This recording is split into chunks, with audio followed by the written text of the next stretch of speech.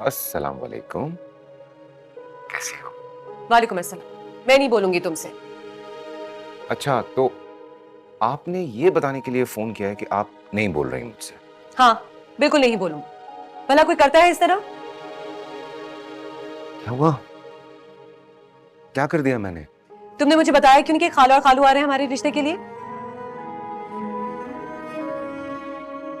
आशी, जाहिर सी बात है, वो तुम्हारी तरफ ही आएंगे ना। अच्छा, अगर कोई एतराज है तो कहीं और भेज देता हूं उन्हें। कहीं और? मतलब तुम उनको कहीं और भी भेज सकते हो? इसी बात का तो डर था मुझे। जब से तुमने यूनिवर्सिटी ज्वाइन की है ना, पता नहीं कितनी लड़कियां तुम पे मरती होंगी। मैं नहीं तो कोई और सही। तुम्हें वाकई लगता है कि लड़कियां मरती होंगी मुझ पे?